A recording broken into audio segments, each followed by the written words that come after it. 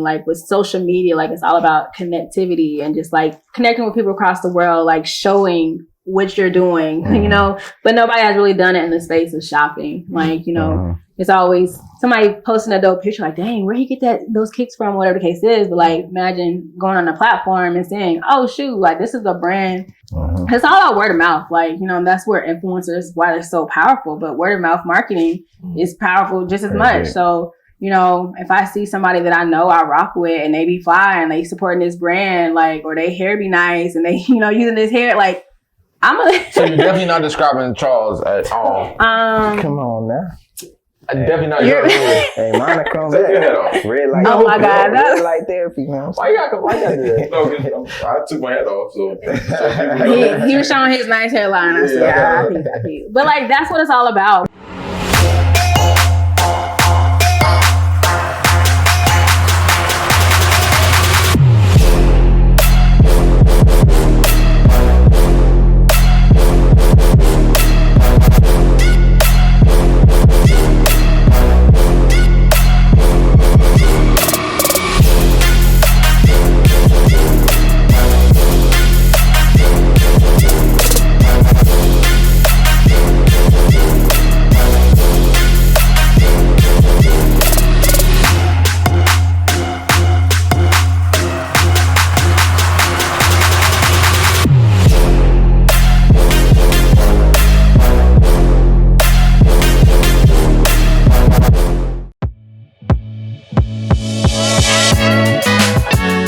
Welcome to the Humble Brag Podcast. I'm one of your co-hosts, Jeremy Mckellar, and this year we are so excited to partner with one of the premium beard and personal grooming products around, Sauce.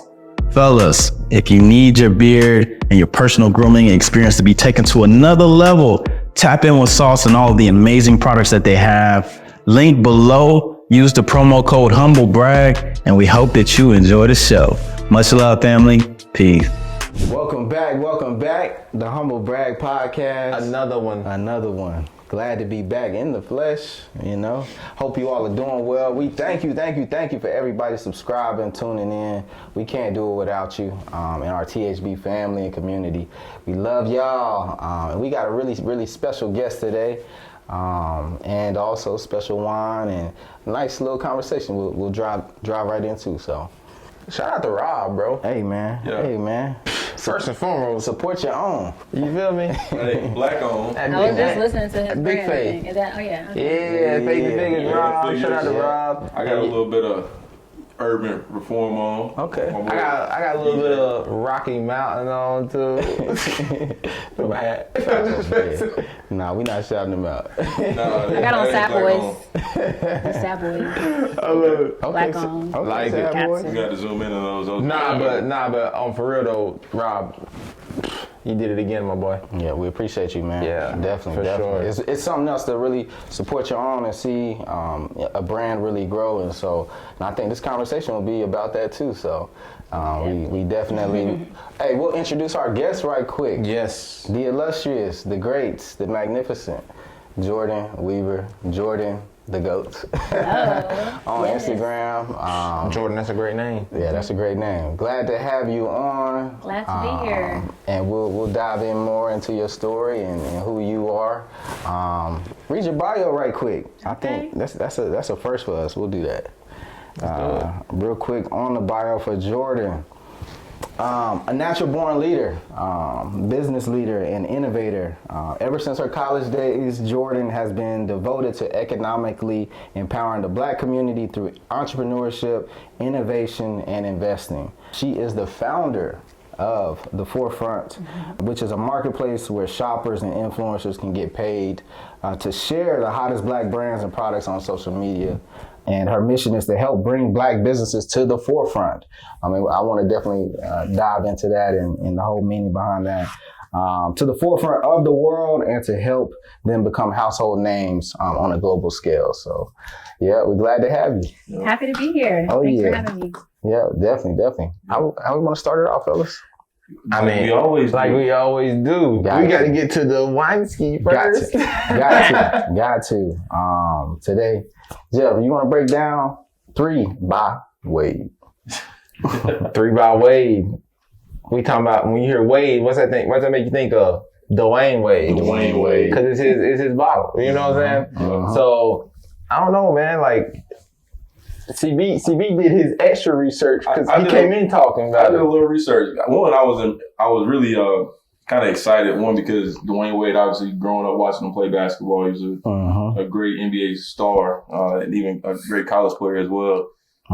You got my attention when you sent the picture of the bottle. It's cold. Yeah. One, I like the number 3. Black and red is beautiful. It's a great combination, nice splash. So I had to do a little research. You know, the biggest thing is I had to figure out the flavor. It's kicking flavor. Black plum is basically, you know, the main flavor. Yep. But when I came in talking about the rose petals. You did. Yeah. You did. So the rose petals, but 14.5% alcohol. So you know, one of y'all ain't gonna make it home. It's gonna have its own something. It's like that. You feel me? It's drink responsibly. Yes, for sure. Yeah, we got to put that disclaimer out there. I mean, I hope people would know that, but we'll do that for sure. Yeah, but yeah, 3 by Wade. Actually, shout out to the wine shop that's actually located here in Charlotte. They're a great wine provider, and we was able to pick up this nice bottle, 3 by Wade. We're trying to keep the theme going of really supporting our own and supporting our icons and supporting people in our community. That's really big. So. Let's get right into it. You know what's next? We gotta see what this smelling like. Let's get right into it. You said rose petals? Rose petals. So cherry. Maybe I spoiled it because you know we gotta ask what you smell. So hold up, man. Make sure you do your swirl, man. I did a little hurricane, nothing too crazy. It smells good. Jordyn, what you smell? I definitely smell the little roses. I smell the cherry for sure. Wow, this is probably like you one of said cherry, the best. I definitely smell it. This is definitely one of the best smelling ones that we've had. It does smell really good though. Like it ain't tart. Like you don't smell like a tartness or anything like that. Like it smells like it's gonna Sweet, be flavorful, fruity. Yeah. Let's hope not too sweet, but like Shout out to Dwayne, man. Yeah. All right, let's give it a taste, man. Let's see what it tastes like. Cheers. Hey, cheers. It's a black home. Yes. Cheers, y'all. Cheers.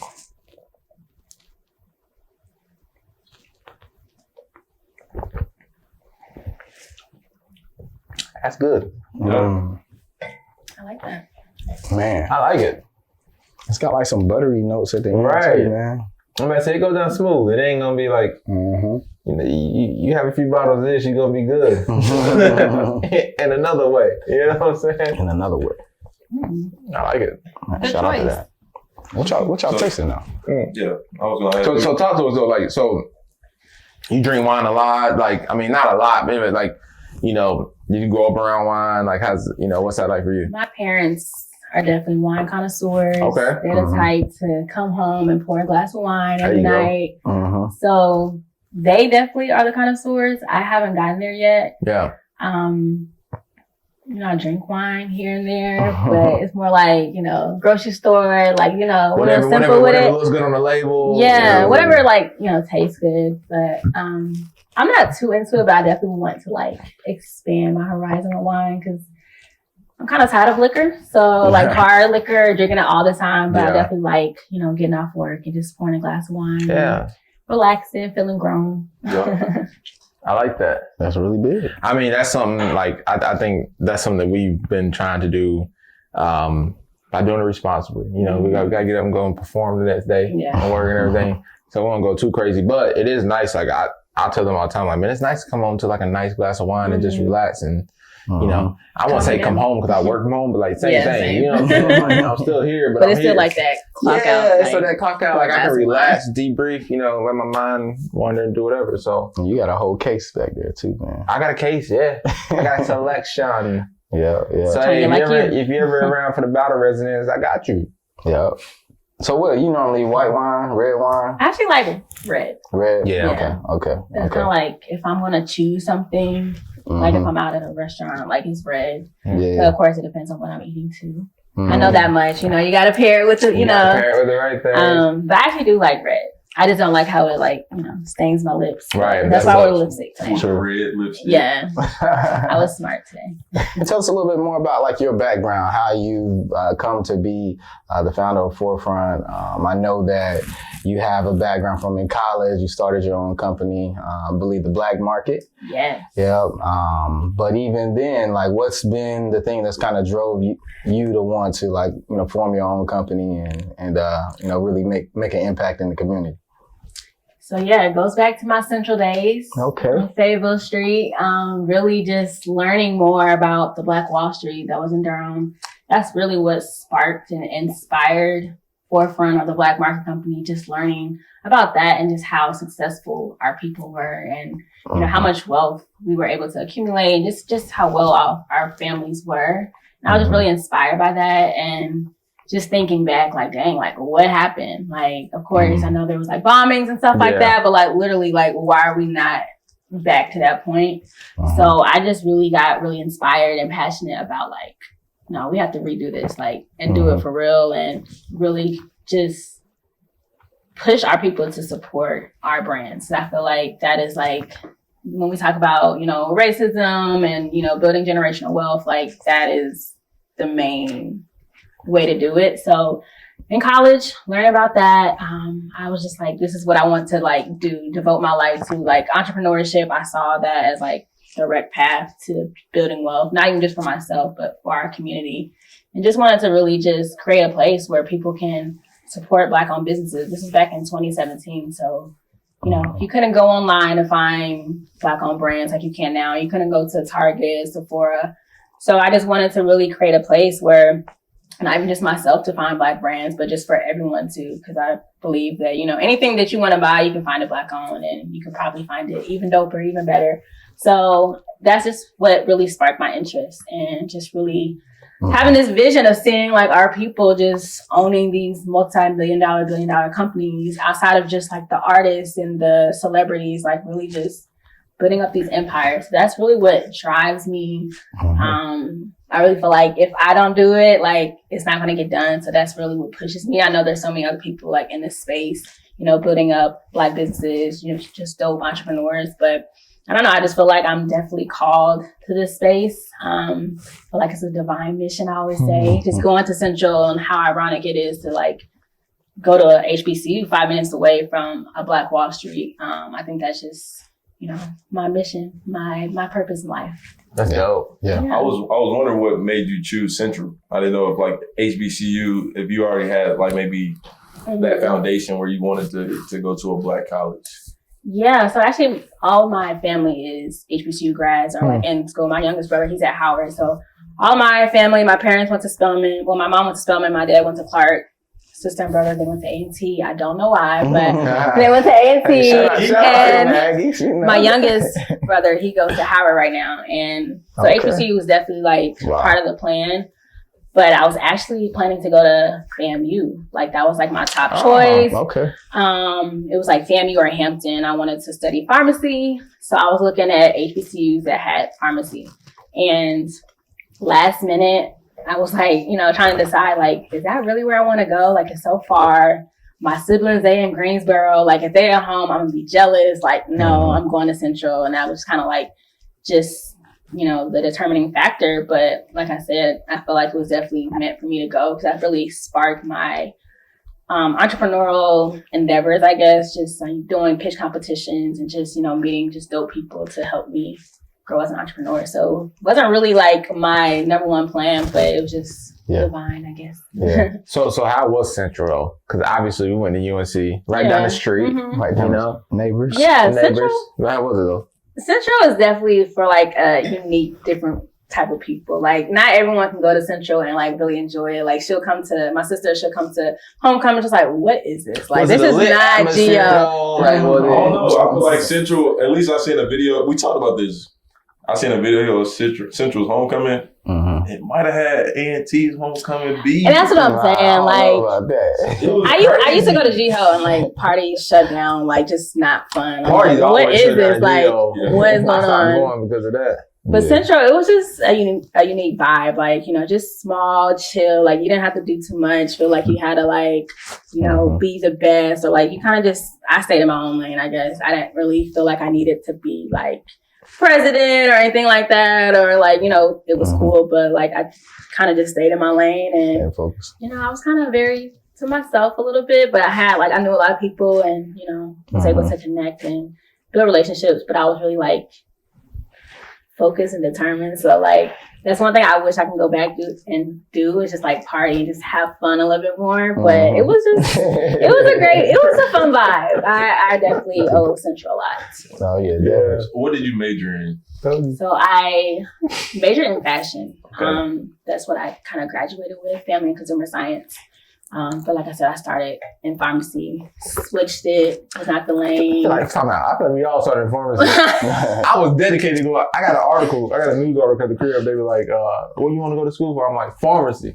I took one biology. I said, no. Actually, let me tell y'all, because y'all are Tar Heels. So the story, I guess, the pivoting moment for me to switch my major, I actually did a program at Chapel Hill. I forgot the name of it, but it was like 4 people in medical stuff, and I stayed on campus for a few weeks or whatever in the summer, and we took physics and organic chemistry. I said I cannot do 4 years on top of another 4 years, so that was a dub for me. So it's so funny though, because like, so he came in, what were you going to school for? So I was pre-med and I went as a biology major in 2012. But he had to take chemistry too. Yeah. And I took biology. When I tell you I struggled, like, I never thought I was cool I made in a few chemistry, calls. but biology, no. I didn't get it. And I made a few calls and I'm like, I can't do this, man. I'm about to drop out of school because I can't do this so bad. I looked at him, he doing chemistry. I said, you doing chemistry? I wasn't really doing chemistry. Chemistry was doing me. It's all good. Yeah, So and then we all changed our major. That was funny. Fashion, right? Because when you came in, we was talking about your sister. Sister's in the background. Right? Yeah. We got to shout out the sis. Her twin sister Jessica is in the background. Yes. And both are very fashionable. But my question to you, you kind of led in on this. Who's more fashionable? And did you have to go study fashion so you could be a little bit more fashionable than your sister? So no, like, I don't even know why I made that my major. Like, I didn't have plans to be this fashion designer. Like, I think it was I had a friend who was in fashion. I was like, you know what? Business is not what I want to, like, I knew I wanted to do business, but I was not trying to major in that. It was too much. I was ready to just be done. So it's kind of like the easy way out, even though it wasn't easy. Because it was like literally, I was interested in it. Like I said, I never had like an idea to, like, at that moment to be like in fashion. But, what was the question again? Sorry. You said that I need fashion. Did you have to go study fashion to be more fashionable than your sister? No. That's why I forgot the question. It was a crazy question. No, I mean, we've both always been fly. I'm not gonna lie. We kind of had our own thing and kind of just came naturally. So I think that's probably what, like, okay, fashion, cool. But I mean, like I said, we kind of have like our own styles. Like, it really changes. Like, when I look at like even my Instagram posts, I'm like, dang, I've been switching it up. But, she really be fly. Like, she's really like, that fashion influencer, get ready with me. So she's kind of like getting me in that realm. But yeah, I don't know. It kind of just... So those that are watching us and then also on audio, they are actually twin sisters. Real twins. Real twins. And so how do you kind of differentiate yourself from one another and kind of have your own independence? But also still support one another too. Like, how's that experience being growing up? I feel like we, especially going to different colleges, like, we were able to build our own identities. So that was great, even though I was kind of depressed without my sis for a little bit. Like, I found my own lane. I had to find a way to, like, really just get through college and just find my own person and identity. But I think we both just have, like, we have very similar, like, our entire family is very much about entrepreneurship, building wealth. So we all have that in common. But I think, she's very much into mental health. So that's kind of like her lane, and like where, our friend group or, people around us will, like, go to her for. And then a lot of times people will come to me for like entrepreneurship, just like ideas or just, different things like that. So I think just being ourselves, we kind of just find our own lane. But also when it comes to support, like, she's my biggest supporter. I'm her biggest supporter. We live together, like, so I think that's just like the greatest thing, just having somebody who's always in your corner to just, you know, pull up with me wherever I'm going. Like, you know, she's always there. That's so big. It's definitely a blessing to have her. And then, like I said, to just be our own people and supporting each other. So it's a blessing. No, that's big. That's big. So entrepreneurship is like you, I wanted to be an entrepreneur. And you know, I guess in a way I am now, but I work in a corporation too. So shout out Fit for Life, man. You can do both. Come on, you man. know? I'm trying to balance both. Yeah, sometimes it's hard balancing both, right? Because both of them require a lot of time. Yeah. But growing up, I was able to see my family be like business owners and entrepreneurs. What was that like as a child, or you know, like in your youth, seeing your parents as entrepreneurs, and like what really triggered to say, like, hey, this is for me too? So growing up, we didn't really see our parents working 9 to 5. When we were younger, they did, but they started a nonprofit. Then my dad started a church. So we kind of always seen them building their own. So that was definitely, not at the time, we didn't really like, well, I didn't speak for myself, but I didn't really like say, oh, I want to be just like them. I want to be an entrepreneur. But it was like, maybe in college when I realized like, there's a lifestyle that I want that I don't think I can create, like, you know, working a 9 to 5, being a pharmacist. Like I wanted, you know, that's good money too, but I'm like, I wanted so much more. And I'm like, I have all these dope ideas. Like I'm just going to be an entrepreneur. So that was really what like sparked that, but also just seeing my parents just do their own thing. That really sparked it. But even growing up, we had that spirit. Like we used to have lemonade stands, you know, babysitting, dog walking. Like we used to do all that, have flyers, business cards. So, you know, I didn't really realize that was kind of like shaping me and molding me. But like, you know, whatever I do now, like I'm really trying to, you know, just be all in, like it's full business mode. So we were doing that like 8, 9 years old. So that's really kind of what I'm still doing.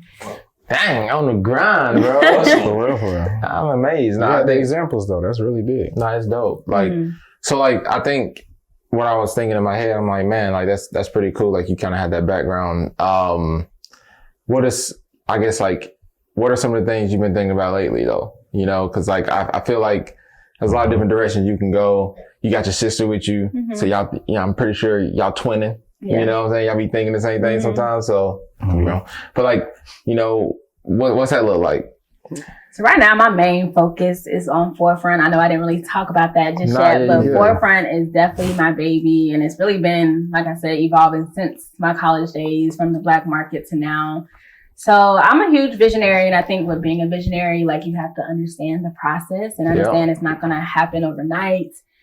And just like be with it no matter what happens. Like there were times I graduated and like it just wasn't my focus, but I knew like this is not done. Like I'm going to have to pick this back up. Like I said, I feel like it's me or like it has to be me, right? So like that was really what, you know, keeps me going even like, you know, on the bad days or just, it's just not working out, whatever the case is, like it's going to work out. It's going to have to. Like I don't know what I'll be doing if I was not, you know, building Forefront or, you know, working on this mission of like bringing Black brands to the forefront. Like that's really the motto even before the name change. So that's kind of where I got it from. But, you know, I just think that, I don't know, that's really what drives me, just like keep seeing myself to really, you know, be my best self, but also like really build this vision and bring it to life. Like that's really what like pushes me each and every day, like being an innovator and a visionary. Like I said, like sometimes it's hard for others to see it, and like you have to really like keep your eye on like where you're headed. But about Forefront, I know I didn't really share too much about it, but Forefront, like that is a marketplace, an affiliate marketplace where influencers and shoppers are able to come and discover, shop, and also get paid to share the hottest, dopest Black-owned brands with the world.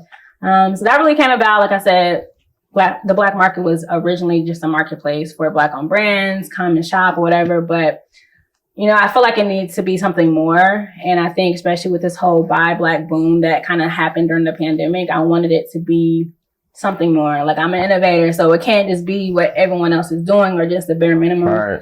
I wanted to really see how we can really make this happen. I'm seeing just this influencer marketing industry starting to boom, but also it's a $16 billion industry, but Black influencers are not the ones, you know, getting paid their worth. But also on the other side, Black brands are not really leveraging it to the extent that they could as well. So I just see that, like, if influencers are the main ones driving consumer purchases and things like that, like, we need these influencers to push these Black-owned brands and get paid for it. Because I'm the type, you know, I can promote a Black-owned brand. I don't care if I get paid or not, but you know, for these people who are really trying to make a living off of being an influencer, which people are doing, making millions of dollars, like, I want people to be able to do that with Black-owned brands. So I just see that just being just an avenue for influencers to get paid, the brands on our platforms to get paid, and just to really, again, reach the forefront. We have influencers around the world, you know, promoting these brands on forefront. Like, that's really just what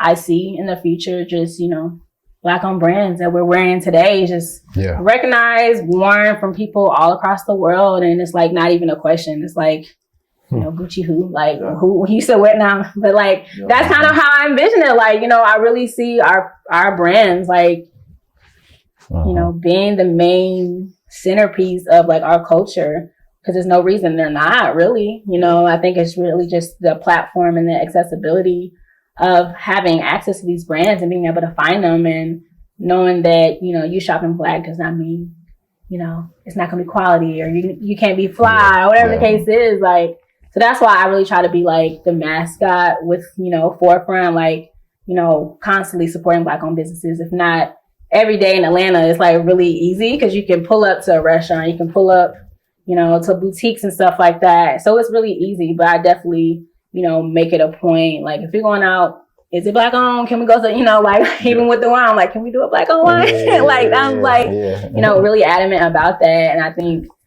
I just want to be that example to show people, like, you can, you know, live your best life, be fly, and support your people. No, that's big. That's big. I was going to mention to you about, you were mentioning about how Black brands and things, or just us in general, when we're building up something in the beginning, is harder in terms of like, the quality may not be there. What's some challenges that you see that businesses face with trying to maintain a certain level of quality, service, up to par with others? Because that's like a stigma at times. Yeah, I was gonna, and I'll add on to that. My question was going to be, what's the difference, right? Like, what, like, you've done a lot of work in the space. Like, what's the difference between an influencer doing something with a Black-owned and then non-Black-owned, right? Like, what's the difference between the two? Like, I mean, because I'm trying to think to myself, like, you know, I feel like I would rock anything, honestly, but it has to look good. Come and get my honest opinion on it too, right? But it has to feel good. It has to be right. If something's off, then, I mean, that can be with anybody. That can be a designer. Like, if we wear some designer shoes that are hurting our feet, we ain't gonna wear them. You know what I'm saying? But I know everybody's different. So I'm just curious, like, what's the difference between like that? Add on to his question, but yeah. When you say the difference, like, you're asking like with the impact, or like, what do you mean? With like what part? Like the difference between like an influencer choosing or using a Black-owned brand and like a non-Black-owned brand. Like what's the difference between, I guess, the impact of what they're doing? You know what I'm saying? I think, I always say, like, for anybody to, like, for this movement to work, like, you have to really be conscious about it. Like, of course, you know, I can be an influencer and I don't know why I always go to Gucci. I can, you know, have Gucci coming to me and saying, hey, Jordyn, we'll pay you $2,000 a post for just promoting our brand.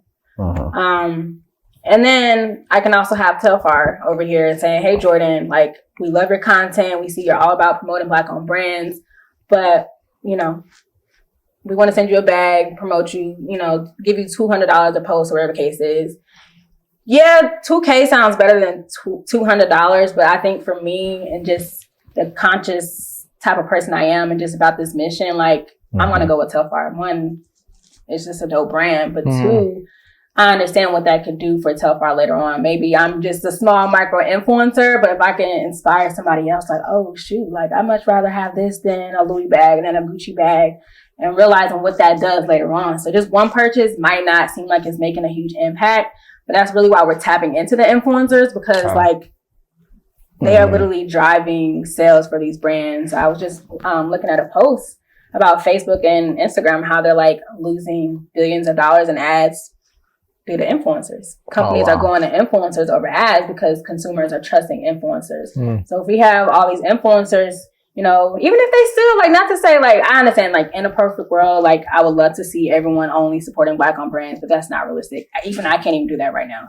But, like, I think just making that conscious decision, like, okay, I got this, you know, white brand that wants to work with me or whatever the brand is, but I'm also make sure I reach out to this brand or, you know, try to work with this brand too, so I can, you know, build that up. So I think it's overall just about the consciousness, but like to your question about like the difference, just so much. It really is. I think you hit on it though. Yeah, you did. You hit on it. I think from the jump, that's the first thing I thought about. I really thought about credibility, right? So like, for example, we do Faith and Figures. I mean, it's because we have a relationship, and he's a credible designer with a very credible brand that he's invested in. And it's kind of, I think Jordyn touched on it when we actually had Rob on. It was like, hey, I'm going to back you because what you put out is quality. Your brand is quality. Not even just like the quality of clothes, but like you got a quality, you know. And we his process. His process. I mean, he's upper echelon. You know what I'm saying? We're not getting paid to do that. Right. We do it because we believe in his brand. Right. Now, on the flip side of that, we could easily come on here and just wear a straight Nike, right? Or other brands that they already been supported, right? They've been supported. They don't really need us to do that. But I say that to say the people who are watching, I can name probably 3 or 4 people that don't know who Rob is, but we're influencers. We don't even know it. You don't have to get paid to be the audience right now. Halfway through another amazing episode of the Humble Brag podcast. We hope that you're enjoying the show. I got with me today the OG beer butter and the OG souffle, 2 of my favorite products from Sauce, and they have some more amazing products on their site. Definitely check them out. Link below. Don't forget to use the promo code HumbleBrag. Now back to the show. Peace. Monty out in California. He posted a picture the other day. He wearing Faith and Figures. I'm like, he like, yeah, bro. I see you had it on. It's fresh. Well, now Faith and Figures is expanding. It's not just in Atlanta where all the Black-owned businesses are. It's in Cali. It's in the Bay Area, right? Exactly. And vice versa. So like global. The impact that we having right now as successful Black leaders in our community by, you know, promoting and marketing these brands that we believe in.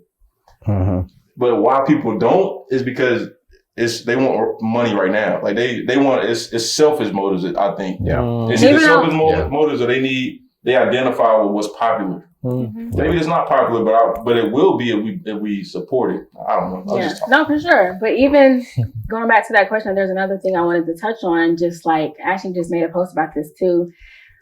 But when it comes, you said like, what's the difference? And I think earlier I alluded to like racism and like, you know, why shopping Black is so important. And I saw a guy make a post like Black people are literally funding racism by giving all these white corporations our money, right? Like, you know, Chick-fil-A can do something, you know, it ain't happened to me. I'm still go to Chick-fil-A, like, you know what I'm saying? And I'm not gonna lie, like sometimes I am guilty. I'm not gonna sit here and be like, you know, I'm just be boycotting all these brands. I'm definitely more conscious of it. Like, I can't even like just go shopping like to the mall, like just, oh, cool. Like, no, I'm like very conscious about that. But when we talk about racism and we talk about, you know, just everything that consists of, you know, police brutality, murders, all that kind of stuff, like we're literally funding it. You know, these brands, these politicians that are, you know, being supported by these brands, we're giving them the money. Like it's $1.9 trillion that our people hold. This is from the video, but this is like, you know, some real stats that like I think should really be mind blowing.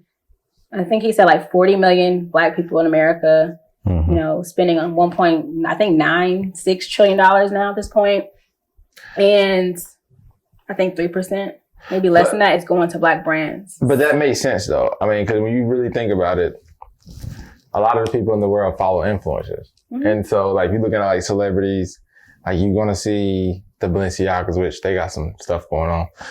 You got like Balenciagas, and you got like the Gucci's, and you got all the rest of the people. Like, you know, that's what, if you see a celebrity wearing that, that's what most people want to wear. Now, like I said before, me personally, I like to wear what I feel feels good, looks good on me, right? Sure. But there's a lot of people who follow, I guess, that trend, the influencers, kind of like you were just saying earlier. So, I mean, that number makes sense, but just because that's the wave, what are you gonna say?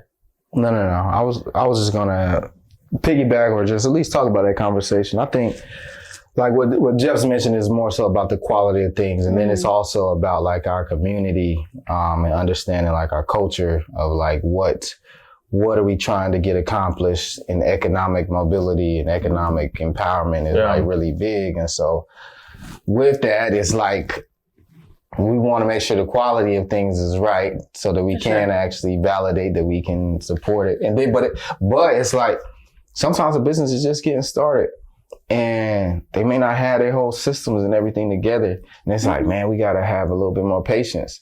But it's like, all right, we gotta have patience, but they gotta no, I'm at the middle with that too, because I don't believe in, even with Forefront, like I don't believe in just supporting a business because it's Black owned, and that's really why I incorporated the influencers and the ability to monetize, because like you're Black owned, but you know what makes me, you know, outside of the whole mission and like, you know, the reasons behind it, like with our wealth and stuff, but like what really makes me want to support it.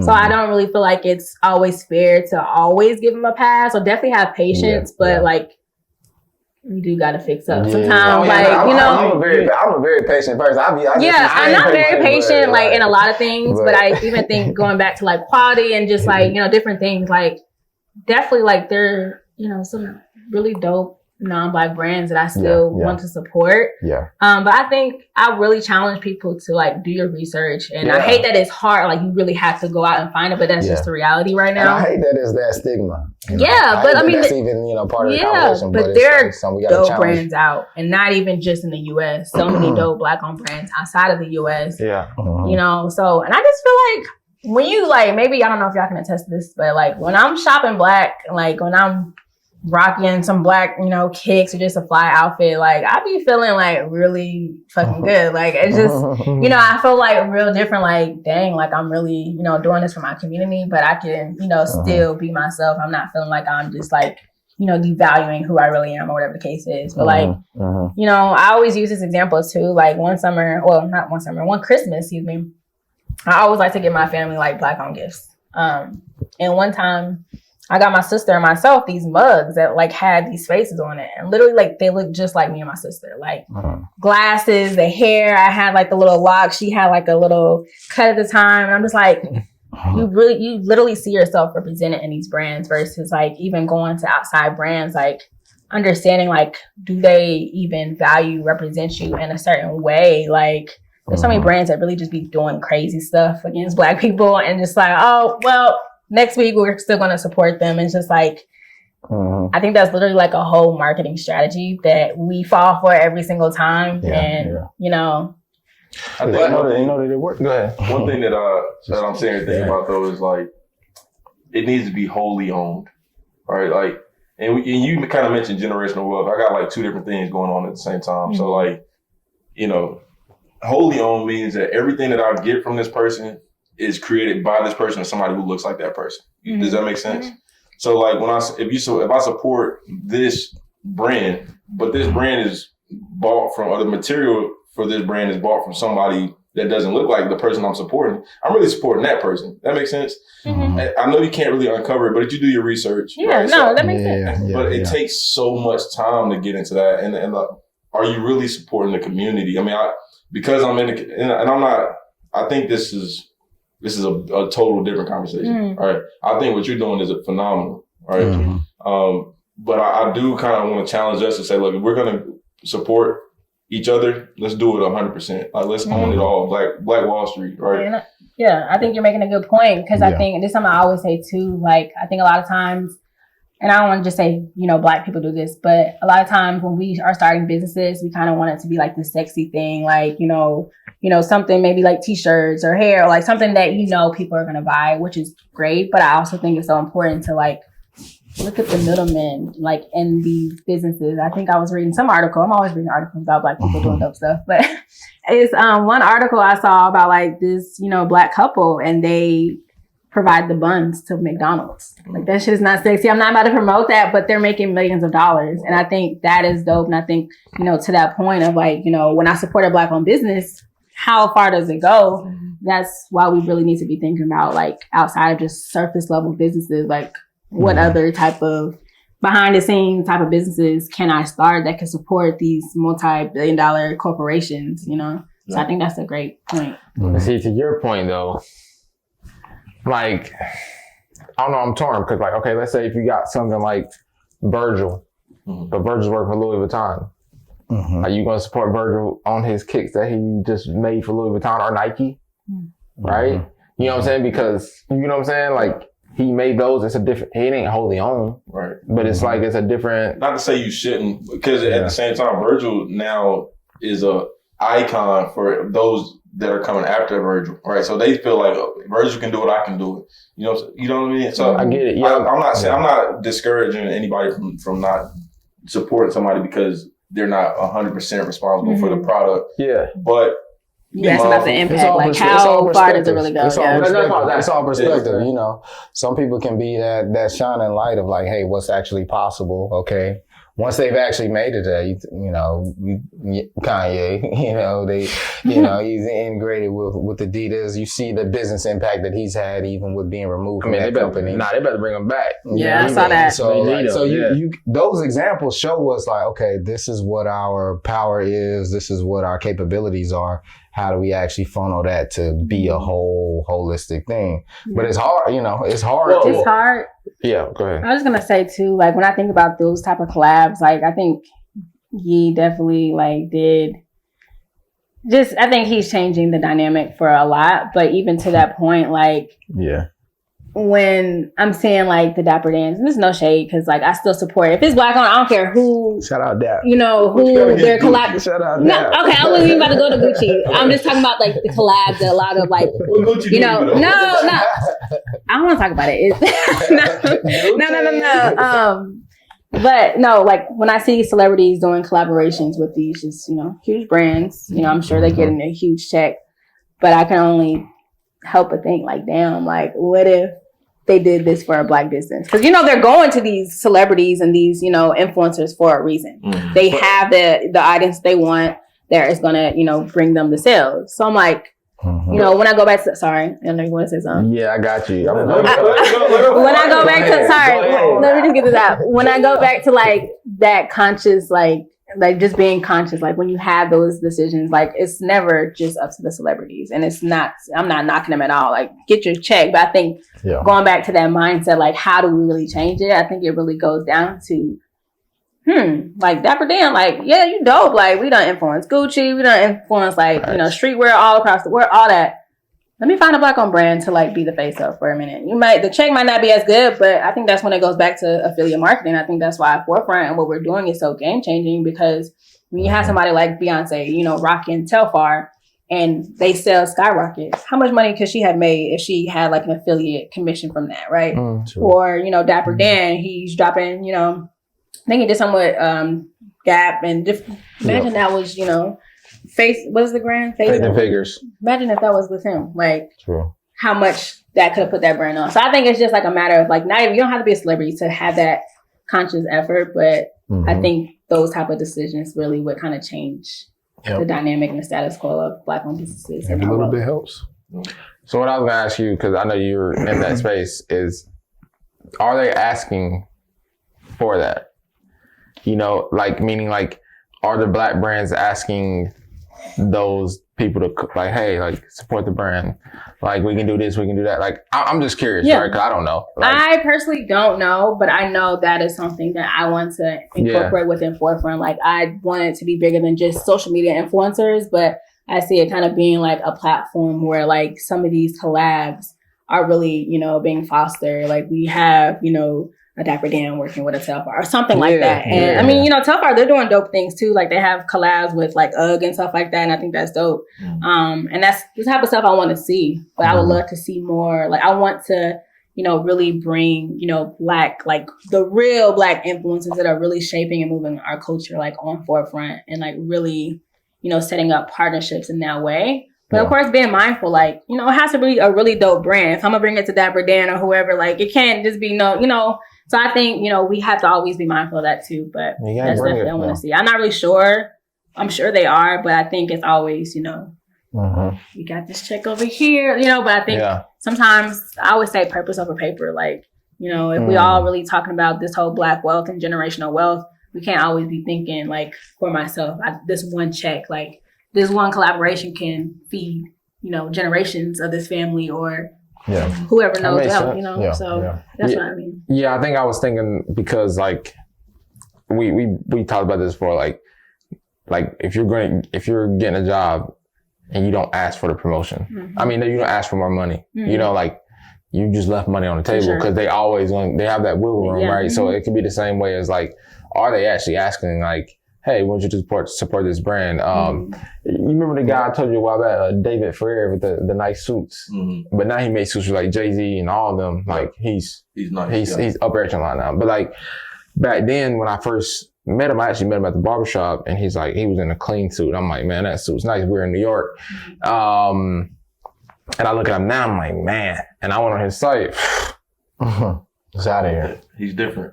That's like $5K. He's not the guy with the striped suits, or that's somebody else. He does all. This guy he does all the celebrity suits now. But his suits back then, you know, is a lot cheaper. They went up and I say that because it's like it's cool to see the evolution, but it was just like, man, how did he get in touch with Jay-Z? How did he get in touch with Kevin Hart? Like he did all their suits, so it's like it's interesting to see. And now, like obviously, he's a part of that network, so he does suits for Diddy, and like he got the network now, right? So it was one of those interesting things where it's like I would love to like understand. Did you ask him? Yeah. Did you bump into him? Was it like, you know, how did that happen? But that's where Forefront comes in. Yeah, definitely. Right. That's what. There you go. All of the bridge, right? So there you go. You can comment. I was gonna say, like, even to that, I'm sure it might not be to that like type of official collaboration, but I think I'm sure there's people like, you know, just hey, try this out. But I think that goes back to the point, like it has to be more than just because it's Black owned. Like we're from the same city, whatever the case is, like, you know, what does your brand represent? Like, who is behind this brand? Like, what does this mean for me? Like, yes, fly, but I think it goes back to like just selling yourself. Like, you walking up, like, what is your pitch? Like, what does this have to do with Jay-Z? Why does he care? So I think it always goes back to it has to be more than just Black owned. And that's why I'm just so adamant about just the innovation in this space and just, you know, making sure it's just what do people really care about and why they're going to buy. What do you think of, so right now you establish yourself, building yourself with influencers and brands. What's like the biggest challenge right now? Because every business has its growing pains. You know, what do you see like, hey, I need this to happen to take it to the next level? Or is that already in process?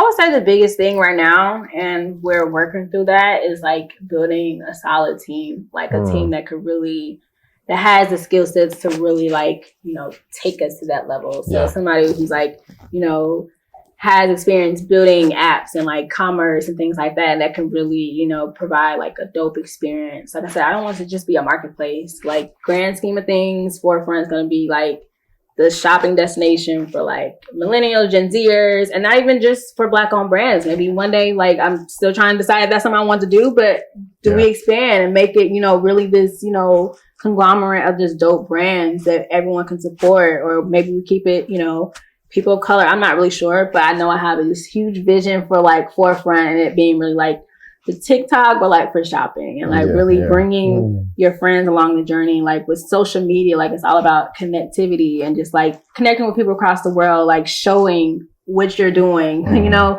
but nobody has really done it in the space of shopping. Like, you know, it's always somebody posting a dope picture like, dang, where you get those kicks from, whatever the case is. But like, imagine going on a platform and saying, oh shoot, like this is a brand and I see like 3 of my followers like supporting it. Let me check it out. And I think that's really, it's all about word of mouth. Like, you know, that's where influencers, why they're so powerful, but word of mouth marketing is powerful just as much. So, you know, if I see somebody that I know I rock with and they be fly and they supporting this brand, like, or their hair be nice and they, you know, using this hair, like, So you're definitely not describing Charles at all. Come on now. Definitely not. Hey, Monica, come back. Red light. Oh my God, red light therapy, man. Why you gotta do that? No, I took my hat off, so he was showing his nice hairline. I said, I think. But like, that's what it's all about. Like with shopping, it's always been like that. So I want Forefront to be that place where like, it's shopping, but it's a social experience as well. Just like we used to go to the mall and kick it, Concord Mills, all that kind of stuff. Yeah. We don't really have that anymore because everything is done online. So we're kind of like bringing that experience, but online. Community is really, really big. And I think even for us, even with our brand and everything, like having people behind you that understand like what the vision and the goal is and you know, being able to build off of that is what makes things carry because people can, you know, talk about it and refer other businesses and things. But yeah, go ahead, man. So my question is this, because like I try to let you know, like we influencers. Right? Yeah, I love that term. Yeah, I like the term influencer. I don't really know. I would like to know if for those special audience out there that wants to be an influencer, right? What exactly does that mean? How do I get into that, like you know, environment and be successful? All right, because we've already kind of talked about brands. What we look for in brand, we understand that that part of it, but how do we become influencers? I think nowadays with influencers, like people feel like it has to be this one thing. Like I have to have 50K followers, 100K, 1 million followers to be an influencer. But like you said, y'all are influencers. Like you don't necessarily need to be getting paid from a brand to, you know, have influence. But I think what makes somebody an influencer is like you're inspiring or encouraging somebody to do something. Like what you're saying or what you're doing, people are watching you and they, you know, decide to change something. It might be people look at my page and say, you know what, let me go support a Black-owned business today. And I'm an influencer, right? So I think, you know, you don't have to have a specific title, a certain amount of followers. You just have to be real and true to like who you are and the message you're putting out and just like being consistent with it. You know, I've been kind of talking about this since I was in college. Like people, even before Forefront, before the Black market, like people know that's what I talk about. That's what I care about. Yeah. So I don't necessarily call myself an influencer, but I know like I am one. Yeah. But you know, I think that's really what it is. Like you have to be able, like you have to have a purpose. Like what is your message? What do you want people to hear or, you know, see when they look at you? And I think it's bigger than just like, oh, you know, put on makeup. Like, what is it about? Is it like, you know, teaching confidence or whatever the case is? And I think really having that message that can inspire and like just help people. So Jeff, you're an influencer, man. You know, I've been since I came out the womb, my boy. We all are though. We really all are influencers. Yo, Jeff can influence anybody, anything. Except for me. I'm the only person who was very skeptical of Jeff, but he's gonna listen. That's and then you come back and be like, I listen. I know. Nah, when Jeff talk, you just gotta nod your head. I think what was cool though, because another part of Forefront is that I know to be an influencer, or I guess when you're an influencer, it doesn't always mean you're getting paid to influence. But you're giving them the opportunity to also make money to promote other brands, Black-owned brands. So can you speak on that? I mean, and access to products, to being able to try it out and partner with the brand. Sometimes it's not always just the money piece, but it's other ways and incentives for that. But definitely talk about that. I'm glad you hit on that too, because our motto is kind of like turn your influence into income. So like, you know, it's dope to be an influencer, like, you know, Jim. But it's even better if you can get paid for it. My business card. It's, you know, cool if you can get paid for it, right? So how we call it an affiliate marketplace. So we have affiliate commissions and affiliate links that we give to influencers. And the whole goal is for you to like try out the product. So like what you said, it's not just, you know, I'm coming to Forefront for a partnership to get a check. Like, no, I'm coming to Forefront because I know they have dope brands I want to try. I'm going to try it out. I love it. I'm going to share with my audience. They love it too. They purchasing. I'm getting paid. So we're using affiliate links to track kind of those partnerships and like discount codes and things like that. where you see people saying, hey, if you like this coat, like, you know, check it out, my Forefront shop, link in my bio, you know, they purchase and like we're able to track and give them affiliate commission. But I also like the motion that we're going or the direction that we're going, because you don't have to, like I said, be this big influencer. You can be somebody like y'all supporting your friend's brand, right? You don't have to be someone who has these millions of followers, but like, you know what? I'm a true supporter of this brand. I really believe in this brand, and you know, I'm going to share this with my followers, and they my followers. They rock with what I got going on, so I'm sure they're gonna rock with this brand too. So like that's really like the dynamic we're trying to take, where brands can really turn their top supporters into affiliates, and that's huge because as a business owner, like you want people to come buy your products and tell other people. So with Forefront, you kind of knock that out. But you know what I'm learning from the brand side of things, because like we're just talking to both sides, like what's working, what's not, and a lot of brands, especially smaller brands, like they want that promotion, so they're gonna ship you a free product if they can. Yeah. But they might not get the return that they're looking for. So that's why I think what we're doing is very special, because the brand doesn't have to miss out on a sale. Like they're coming onto Forefront, buying your product. It might be discounted. Sometimes it might be free, depending on, how we set that up, but they're coming to actually purchase the product. I think that also goes back to just being authentic. Like, you have to really, people can tell. You can look at an influencer's, video, like, all right, bro, you just doing this for a check. You ain't even try. You ain't even drink that wine. Like, so I think that's really what we're all about too. Like just being real and authentic. Like you really rocking with this brand. You're not just doing this for a check, because people can read through it. So yeah, that's why we got to connect with some black owned wine brands. We'll go by this hair growth and all that. And your hair ends up. Put that hat back. We know you're not using the product, bro.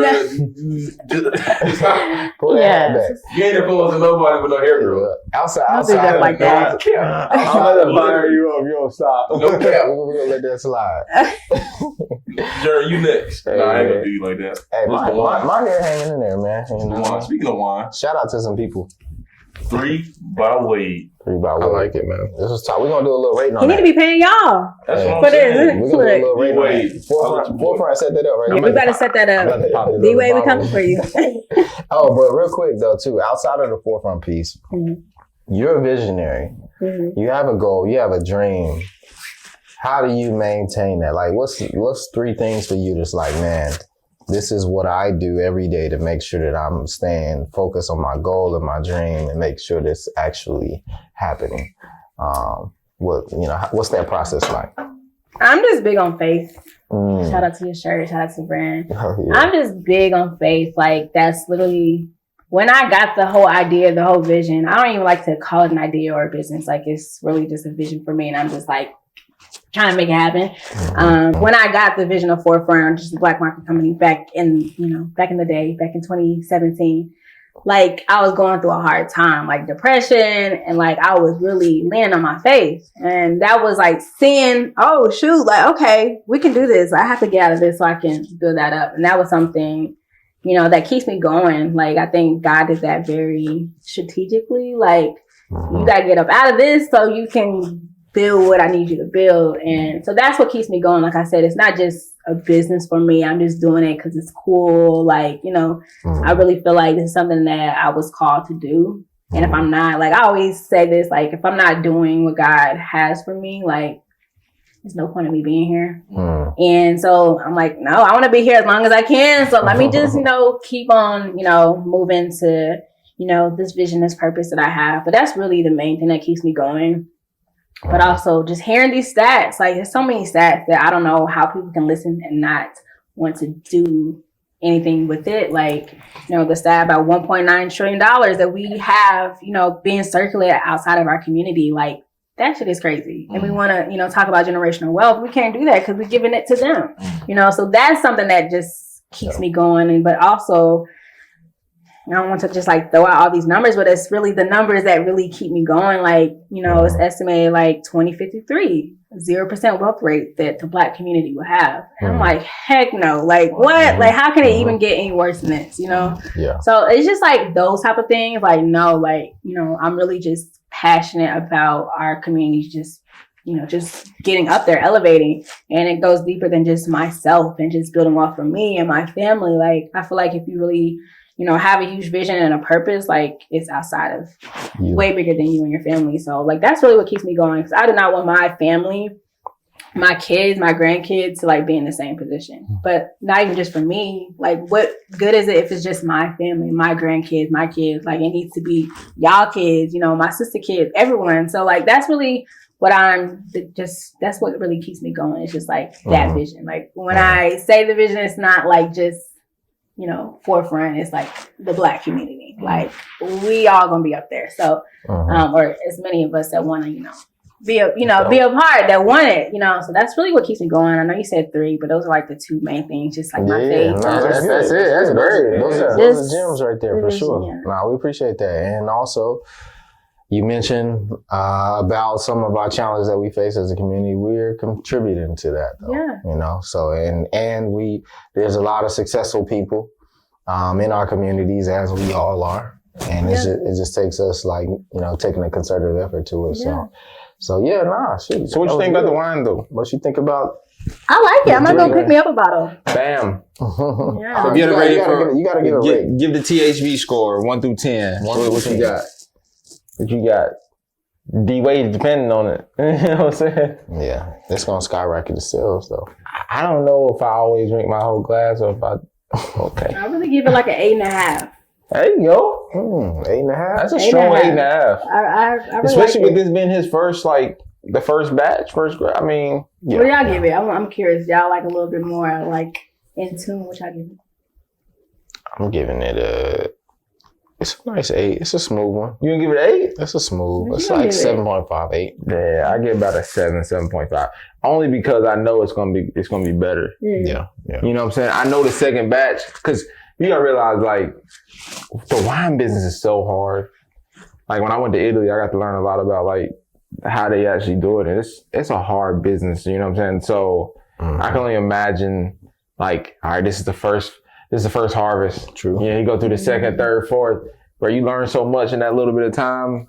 So I want to give it a high score later on when I taste the next batch. You know what I'm saying? Yeah. But this is really good. I will keep this in the cellar. Yeah, we're gonna see about that. You know what I'm saying? We're gonna see about that. Yeah, you know, I gotta sell. You know what you think, Charles? I got a stash. What you thinking, man? Yeah, I was. I gotta keep it real. You can be honest. Keep it real. The smell was there. Yeah. Yeah. Smell was definitely there. It passed a visual test. The bottle was definitely legit. Which that's what most people buy off of, for sure. The taste, like you said, is number 1, right? So I'll probably give it a 7, even 7. That's why I said 2. In comparison to, like, what we drink, In comparison, but you gotta realize those ones that we drink, they've been around for so long. They've learned from, and I feel like he partnered with a good winery, though, out there. And that's what I'm saying. It's good, but I want to see what the second, I want to see what year is this? This is 2020. Oh no, I just saw it.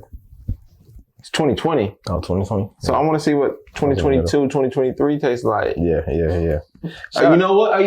Age it a little bit longer. It may need to be aged a little bit longer. And let me taste 2020 and 2024. I think this one will grow, though. I think so. It's 8.5 though. But like I said, that's why I asked for y'all's opinion, because I don't really drink too much red wine, but, like, if I'm choosing, I'm gonna choose. But that's the beauty of it. You like what you like. You know what I'm saying? Like when we first started, we like totally. That's what you know. Like, I used to love red blends, and I'm not so much a red blend person anymore. But if you would ask me, like, a few years ago, hey, what's your favorite wine? It'd be a red blend. I don't think I have any red blends in there. Maybe one. Yeah. But I used to keep cases of that. You know what I'm saying? So it's. But that's why I want to try a little bit more. I want to get out to, like, really get to try more wines and get out to these wine countries. And really see what a really top 10, taste is like. I may just need another glass too. Y'all done finished. Even the white wines too, though. True. That's grown on me too. When I first started with y'all, because I'm like Kedrick. You hated wine. But you smell wine. But you hated wine too. So the more I endeavored or we've been drinking, the more I'm able to tell the difference in each one. Like, okay, this is a little bit more rich, or And you talk about chocolate. I'm like, ain't no way you taste chocolate in real one. And then you start tasting it. You start tasting it. I'm like, okay, hold on. All right. I'm trying to get ready to be. Yeah, so thank y'all for schooling me. And look, I know I'm further along in the game than you, but I'm not that far. I'm still learning. You get there. Look, I'm gonna catch up. Next time I come, I'm gonna know some things. For okay, sure. I'm gonna know a little bit more. I tried to get you with the, the vegan wine, but that didn't work out. Yeah, I didn't even know they had I didn't know they had. There needed to be a vegan wine, but they gotta put meat in everything. Based off of all the different things they put in it and stuff. But that's a black-owned company in Atlanta, so that's another episode. Right. That's another episode. Okay. That's a whole different episode.